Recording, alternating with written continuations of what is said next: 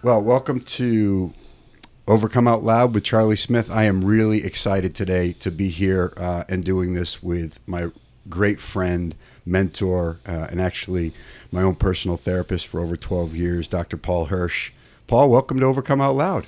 Thank you so much, Charlie. It's a pleasure to be here. Yeah, it's great. So, the three things that we do here at Overcome Out Loud is share real people that have overcome real obstacles and providing real solutions. And as part of that, we've got a kind of a 3-part menu of content. It's my own personal stories, overcoming the challenges in my own life, whether it be childhood trauma, the violent abuse that I went through, overcoming addiction, sibling suicide, the things that I've kind of had to walk out of myself. Other people sharing their own stories around overcoming obstacles in their lives and giving people a recipe and a formula and some of the things that they can do to take real action in their life to overcome whatever struggles that they're having. And then lastly, I think it's really important to also bring in subject matter experts, people that are experts in the field of therapy or human performance or sports psychology or mindfulness, that can attack some of the modalities that I've used and that others have used and have helped people to overcome challenges in their lives. And today is, I think, really a unique interview for us because Paul represents a subject matter expert in the field of therapy. He's been practicing for how long now? Officially licensed since I'm 27. I'm 54, so. Do the math. Yeah. A long time. Almost 30 years. And seen how many clients, how many people have sat across from you to get help in the course of that practice, my man? The last calculation I had was about 55,000 hours. So that's a lot of hours helping people. And one of the things that I've learned in my experience, whether it be in business or in recovery or in therapy, is when you find somebody that's seen, just had a lot of experience with a lot of different situations, those kinds of hours, they add up to a lot of experience and a lot of situations and a lot of ability to see the best way to help people. And so while Paul represents a subject matter expert, he's also been the architect of my own journey. So providing some insight into the things that we did, some of the resistance that I had at certain points of overcoming and healing some of the things that I went through.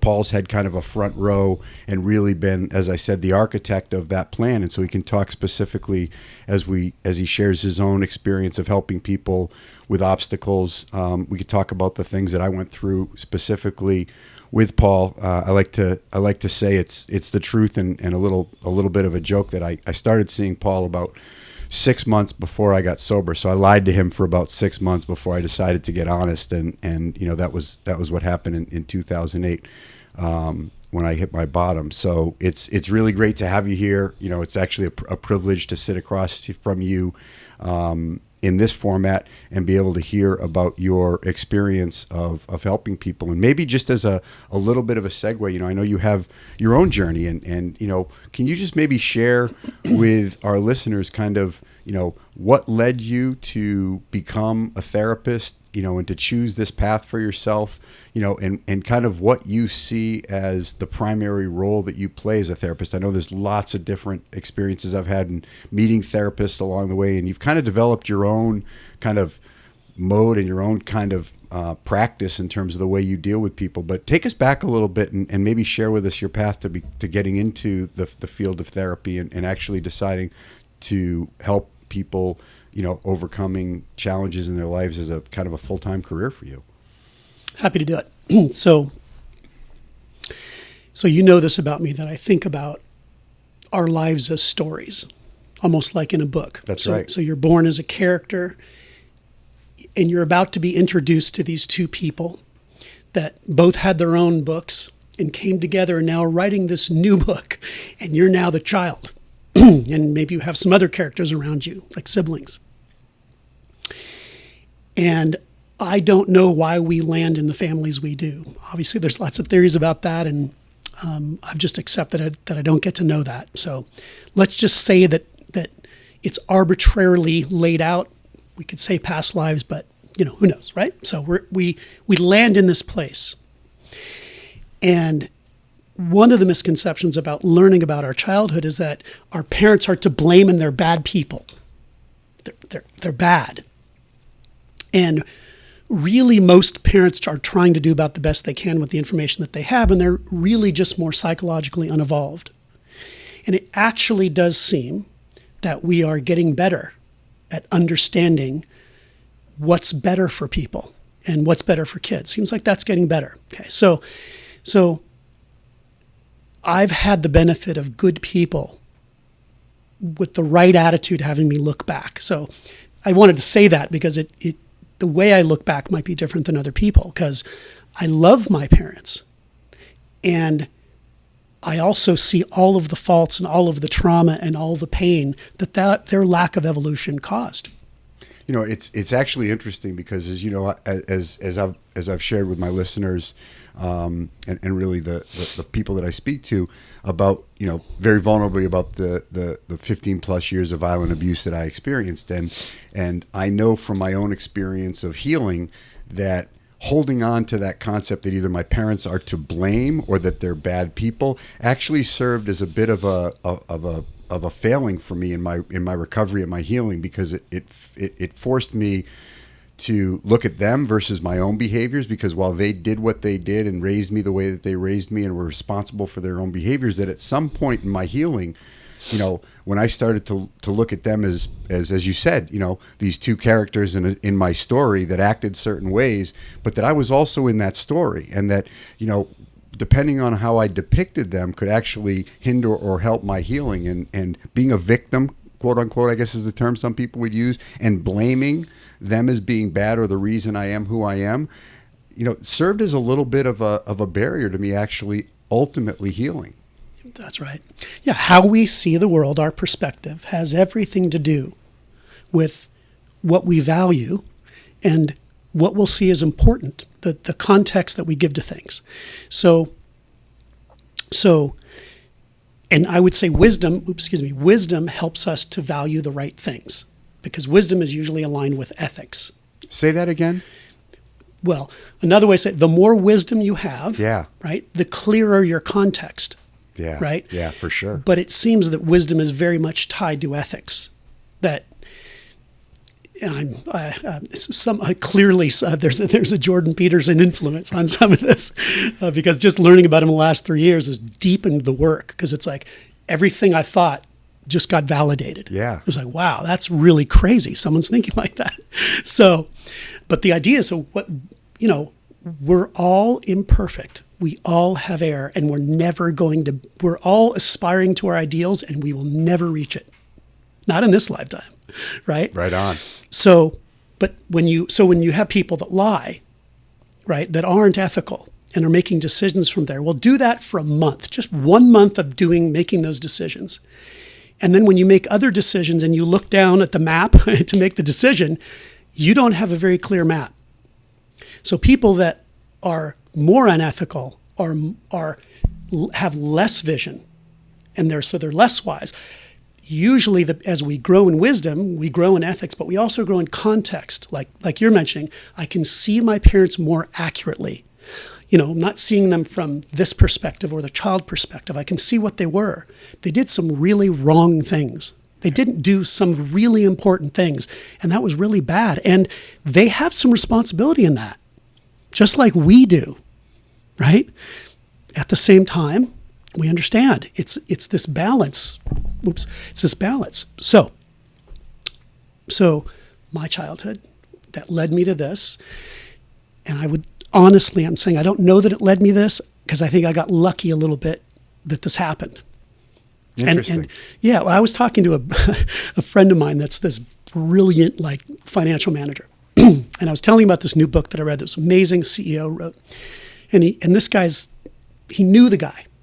Okay, it's a guy of a Fortune 20 company, and he knew the guy. And he said, you know, I should probably tell you something about all those CEO books. He goes, they're not actually accurate. 95% of them. So why? Because most of what they're doing is they're backward engineering what they did. But most of the things that work have to have luck. You have to get lucky, and you have to be at the right time. So some things I almost did bad and I didn't. I can't say that's in my character. I think I just got lucky that day I didn't do it. And I think that some of those decisions, like one of them I'll tell you about, October 3rd, 1984, somehow that happened and I made that decision and followed it up the next day. But I don't know that if that happened again, it would go that way. So by the grace of God, right? Whatever that is, which we could talk about too. So I grew up in a home where my father was bipolar 1 for years and years and years. He was a genius that could invent things and make a ton of money, and then he'd be in bed for 2 months. I was an accident. 2 older brothers, 10 and 13 years older. And the story that I was told was that when I was born, the SHIT was about to hit the fan because my mom had already decided to divorce my dad. All of the aunts and uncles had divorced. And apparently right before I was born, we used to have really nice parties at the house with lots of families.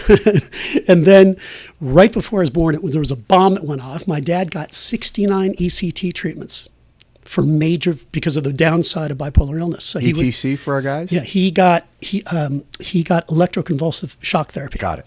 Back when it was way more barbaric. So it helped. It actually helped. People don't realize it.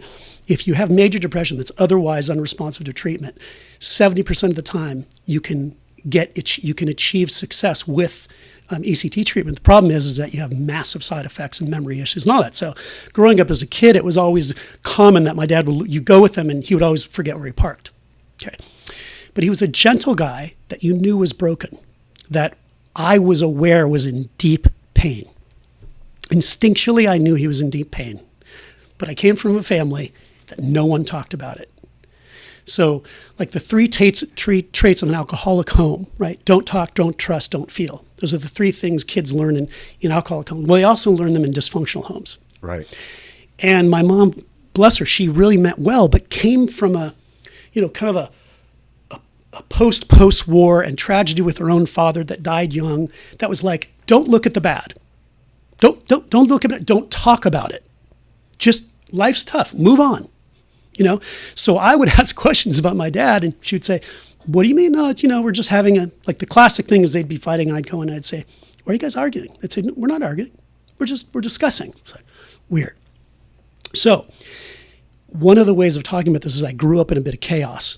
Yeah. Where within 2 years, my dad moved out and I would see him on Sundays and he was responsible that way and good that way. But my mom was then ready to date, so I was alone a lot.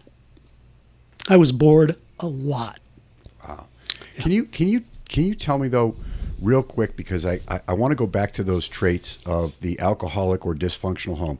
Share those again, and I want to get into those for just a second, sure. Because I know so many people that follow me and listen to me have been drawn to my kind of vulnerability around growing up with a trauma-impacted brain. And when you grow up in a family that share them again, you don't talk. Don't talk. You don't talk about what's going on. You don't? You don't trust.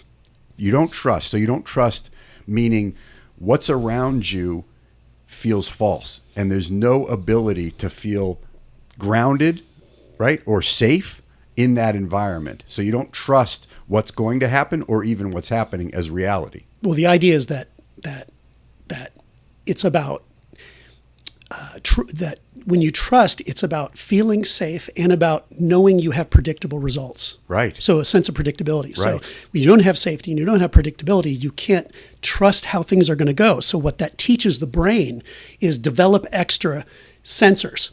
Right. So instead of being focused on my day and how it's going and the love of my dog and my mom and my friends, trauma victims will automatically and autonomically start to develop literally neural pathways for more sensitivity of what's going on outside of them. And they generally go more in their head. So more trauma, you get a guy more in his head. Because what's happening is that there's a part of them that are watching for what's going to happen so they don't get hurt. That's right. Right? That's right. So, and then the last one is don't feel, because it's like when I have an 8-year-old trauma victim that's not really in a safe place yet, I am not going to get him to start feeling yet, because he's not in an environment that it's safe to do that. So it's tricky when you have that. But the idea is don't talk about what's going on. You're not allowed to trust that you're safe and that it's going to be okay. And And you definitely don't share about how you feel. Just no one does that. Yeah, and my experience with that, and we've talked a little bit about as we've unpacked kind of my elementary school records and what was happening to me that, and I don't think people understand when you can't talk and you can't feel and you can't trust at home. It's not like you go to school and all of a sudden say, oh, this is a different place. I guess I can trust, feel, and talk.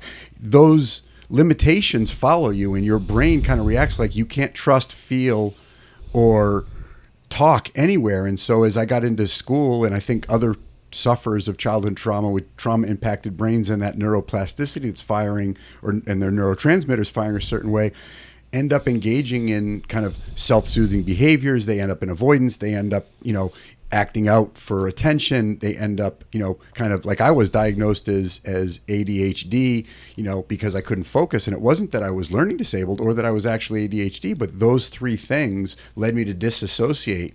And what I mean by that is not be able to know who I truly was or feel safe in an environment that I couldn't, actually cope in. And I created a bunch of, unhealthy skills in order to kind of deal with all of that. Right. And so it's I wanted to emphasize those three traits of alcoholic and dysfunctional homes and what trauma sufferers like myself or others feel, and that it doesn't just leave you when you leave the four walls of your house, that it's actually, I guess the term I use is imprinted, kind of in your software, in your brain, a feeling of not being safe, not being able to talk, and not being able to attach to your feelings. And so any kind of feeling.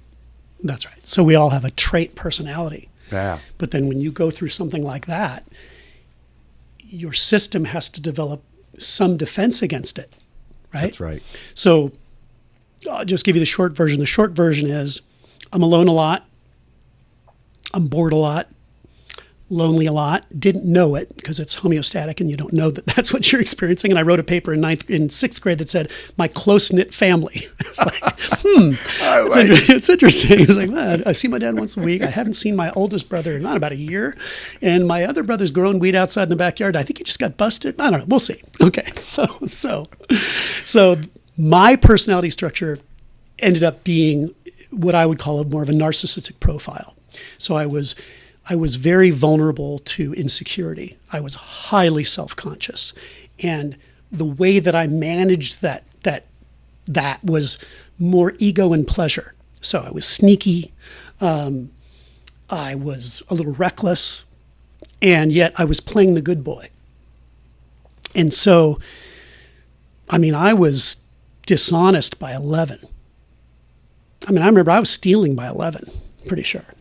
Yeah, and it's, and if you're, while you're listening to this, I recommend a notebook and a pencil because, these are some, I guess I'll call them nuggets. We're dropping some really great facts that I think will really help people understand a little better, because as you talk about these things, subconsciously, we don't know, right? Because I started, I always tell as part of my story, one of the patterns I started was that of being dishonest. And I learned the trait of being dishonest because being me wasn't okay. And so I started to make up versions of myself, and I started to lie at a very young age about the same kinds of things. I wanted kids to accept me. So I would say I did my homework with my parents like you did. And, we went on a vacation like you did. And, because I knew they weren't covering up bruises, and I knew that they weren't holding back tears. And if I wanted to fit in with them, then I sure wanted to make sure that they thought I was like them. And that kind of trait of dishonesty, kind of fueled a lot of my ability to feel like I could fit in. But I didn't realize it was dishonesty at the time. I thought I was just,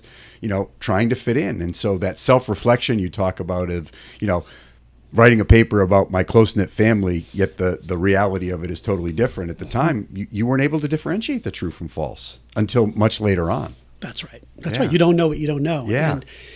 And because I believe that we're literally made up of parts or other personalities, and that's part of what we do in recovery, is that we help people become congruent. It's like you really can't be a priest on Sunday and a bank robber on Monday. You really can't.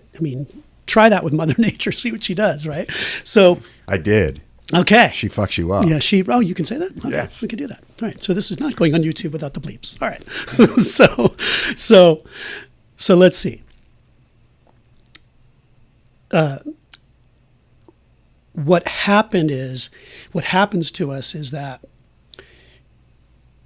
in order to survive what we're doing, something back there makes a decision, something back there.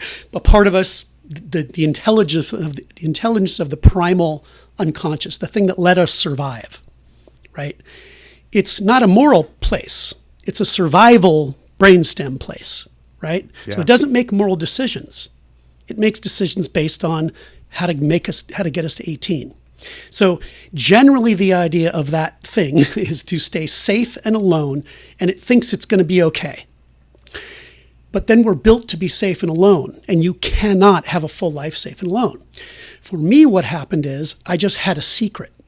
I had this secret. I was getting pleasure different ways, whatever. But every time I look in the mirror, I'd feel bad.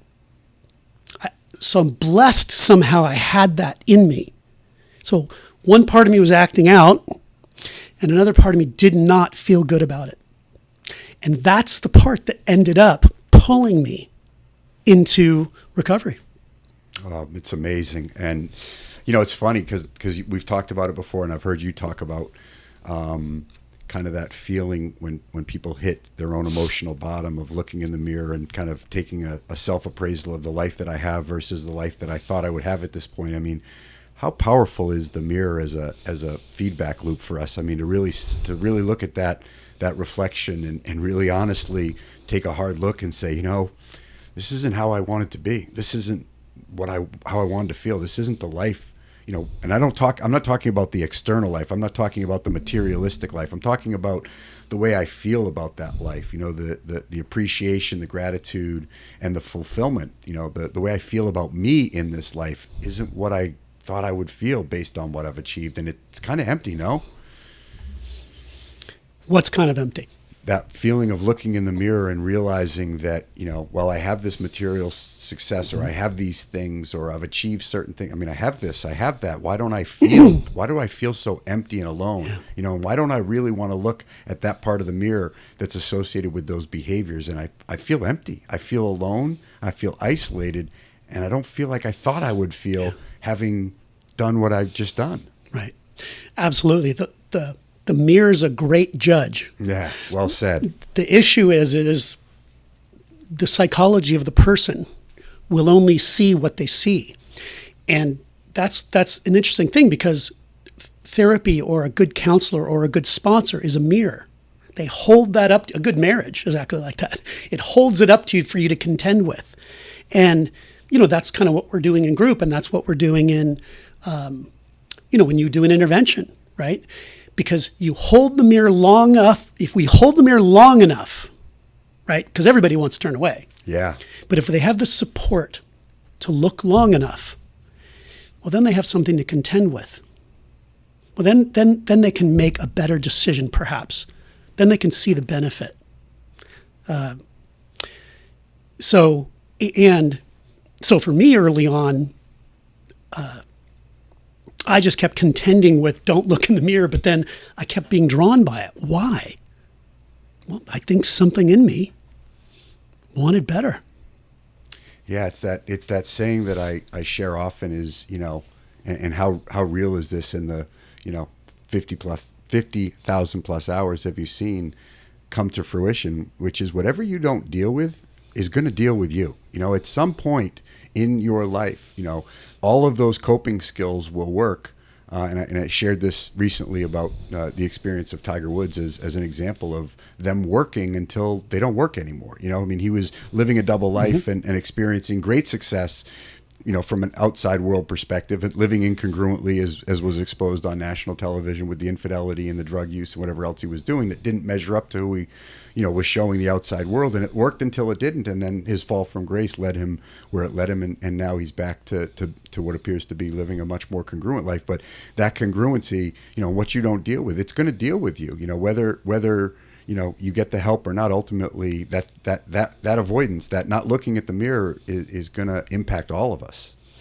Well, I couldn't agree more. And I would say, if you just look at like the narcissistic mindset, that profile, and for people that don't know that it's very misunderstood. The narcissistic defense is an evolutionarily evolved psychic defense that everybody has to some degree. It's the thing that lets you deal with any rejection. And if everybody didn't have a little bit of it, we'd all just stop eating and die. Okay. But it's one of the best ones to have, because usually if you're narcissistic, you're a little bit ego driven. You're trying to get away from the shame and whatever, and you're usually driven to do some things. So narcissistic people generally either just, if they have money as a teenager, like we see with kids, they'll just ruin their lives by 18, 19, right? Yeah. But if they don't have that kind of access, it'll take a different form.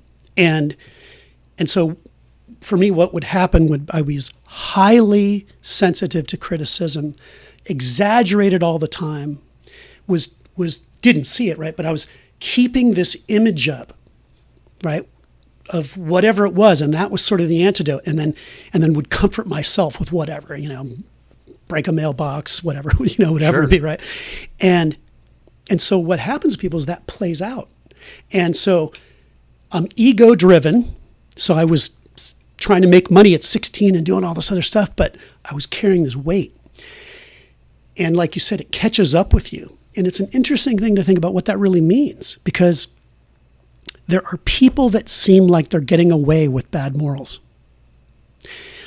There are people that seem like they're doing some bad things and it's like working, right?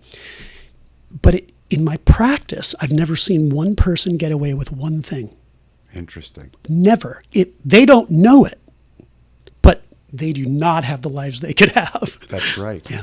And I think that's, interesting to talk about and important to talk about, because I think we need to talk about what getting away with it means, because we don't have to necessarily be convicted of a crime or locked up in handcuffs or, brought to justice by a judge to not be getting away with it. I mean, you're not getting away with it if, as you just said, you're not having the life that you could have. The feeling inside, that shame and guilt energy that's operating, and that incongruency is preventing you from actually having restful nights, from really experiencing joy in the moment. I mean, it really does. At least for me, I should say, and maybe you could talk more about it. But not getting away with it or getting away with it, it kind of robs you of the present moment, enjoying the present moment. You're always looking to kind of that next thing, or avoiding, or as you said, that pleasure seeking. There's no ability to sit in the moment and reflect on what's actually happening and really at a core level be fulfilled. Yeah. Exactly. And I would say that's just what's always amazing to me is just how many different ways people can look at the world. And just remember, it's all homeostatic. So there was a guy that was happy, that was literally talking to the same guy I've been talking about, this investor guy. And he was saying, God, I hope that all the poor people, hope everybody stays poor. I hope no stimulus goes through it.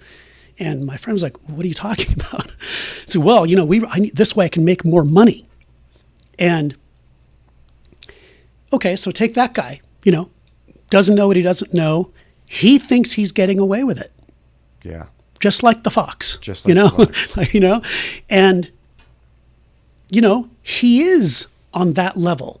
He's making a ton of money, right? He's buying big properties.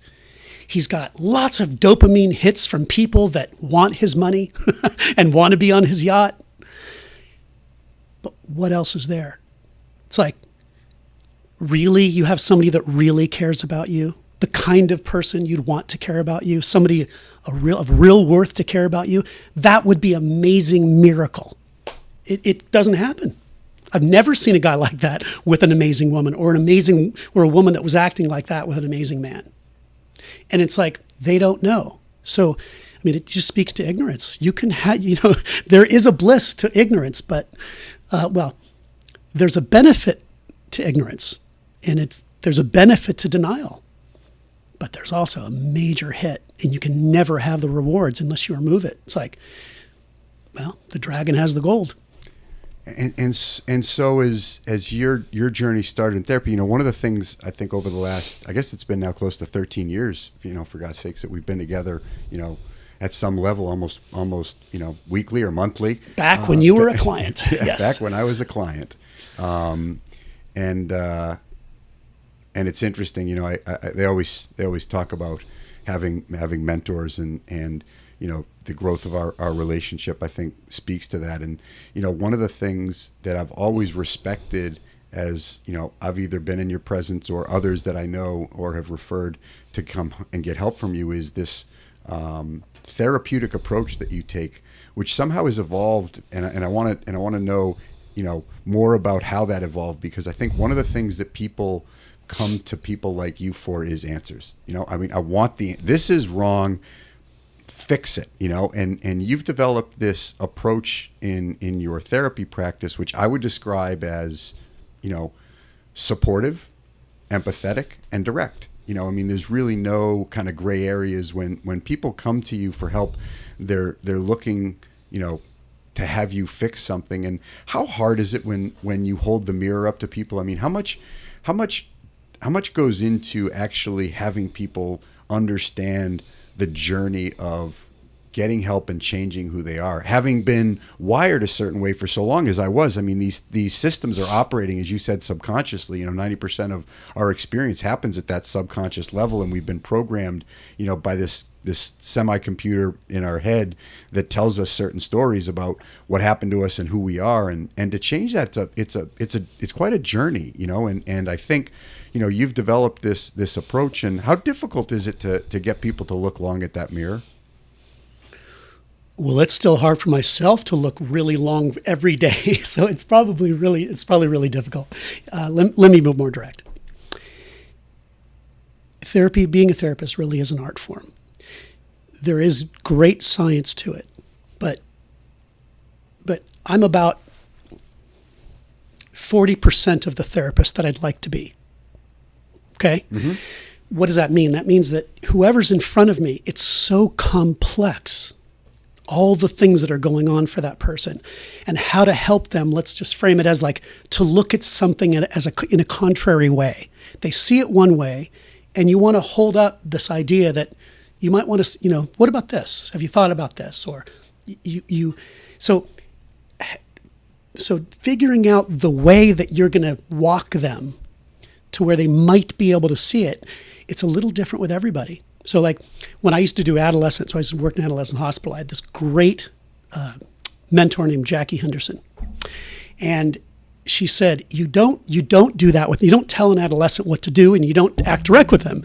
You just get rapport, and then you start taking one little step each time, right? So the idea would be that they don't know, but you end up walking them past their defenses. Adults are a little trickier. Okay. Meaning, there's so much more defenses in your face. Okay. So, and they're I'd say differently. They're more ingrained in what they believe, so you have confirmation bias more as an adult, right? And it's just tricky to where you're going to get in that confirmation bias, right? So very challenging, but I would say that this is, somebody told me a long time ago, I'm only going to take people as far as I've come. So I'm still trying to do that. So I think that it's challenging, but one of the things I'm looking at when I'm seeing the other person and I'm seeing where the resistance is, I'm looking for the part that I can relate to, where they're scared or where they're locked up in a trauma. I'm waiting and I'm asking them questions till I can see that spot. And the truth is, like, the more practice you have, the more experience you have, the better you get at running that orchestra. And like I said, I've tried for a long time to get really good at it, but it's just a lot. I'm nowhere near mastery. I watch you in the way you work with people. More normal people can't do that. They can't have these things just come to them automatically. What people don't know is that's built. You built that one step at a time, how did you do it? You started by not doing what you knew not to do. And then you could start doing things that were good, but you dedicated to not doing the bad things. And so that's probably the first place that I would try to go, is looking for what a person's doing that's creating the problem that they don't want to see. And it's usually always there. It's almost always there. Isn't that amazing? And that's one of the things that there's your first, kind of active participation discipline that you can get behind. And it's, I love making things simple, on this podcast. And part of my training that I've been doing recently is all around the human performance and the mental conditioning space. And I've been relying on a lot of the sports psychologists, who work in that space. And it's interesting you bring that up because Trevor Moawad, who's one of my mentors and works with Russell Wilson, talks a lot about that in his concept of neutral thinking, which is if we can, you don't have to be positive, but if you can stop being negative, if you can avoid certain behaviors that aren't consistent with what you really want in your life, that it actually frees your mind up for what you do want to happen. And, that congruency, that I say is what you want consistent with what you do, but also what can you stop doing today? You can, I don't need a nutritionist to hold up, if I hold up an apple and a box of donuts, I don't need a world famous nutritionist to tell me which one is healthier for me. I need some internal, barometer, something that I can rely on, a set of values that says, oh, I don't eat donuts. I've made a decision to be healthy and I just eat apples, so I don't eat those. I don't do certain things. And that's sage, in my opinion, sage and simple wisdom for people to take out of this. If you're, facing an obstacle or a challenge in your life, that simply you can start to avoid the things that are, not contributing to the life you want. You can start tomorrow making those changes. And, what's another, as we kind of get towards the end of our time, what's, I guess a couple finishing things is, what's another kind of entry level point for people that are really struggling, especially, today as we air this during the pandemic and things. What's another grounding principle or grounding suggestion that you make to people that are struggling? I know one of the things that you've given me as a grounding principle is the importance of a routine. Can you maybe just kind of share some of the simple kind of building blocks of a healthy routine that people could maybe take out of this, that you advise people who are kind of struggling at a point in their life that they don't like, the importance of a routine, and maybe what you suggest people do in terms of building that as a grounding rod for them? You bet. Thanks. So the brain doesn't do well with uncertainty, and we're in a pandemic, and you don't know, you don't get to know when it's going to end. Right on. Right. And so everybody's in trauma because the brain doesn't do well at this. Okay. So it has to come up with some different mechanisms. Right. And so you see a lot of people acting it out. You see people drinking more. You see people spending more. You see people divorcing more. You see people affairing more. They're not knowing what to do. And the answer to life's difficulties is to get responsible. There's no other way around it. You're either a victim to it, or you're still in a way a victim to nature, but you're responsible and you're contending with it. So it's hard to get a routine. It's hard to do it. We're used to what we're used to. But I would assure anybody that if they did it for 2 weeks, 14 days it takes to, and you end up knowing, oh my God, I've just become different, right? So a basic routine is that you have a line in the sand of when you wake up. So a lot of people are, I wake up around 12 or 1 because I can do work from home. Nope, not a good idea. Generally, you want to wake up. If you really have a great lifestyle, you can time it. But usually waking up in the morning is a good idea. So you want to wake up at a specific time, relatively early, right? Yes, sir. And all of the hard things of the day should happen in the first 6 hours. Okay? It's not that we want to look at it like, well, I have time.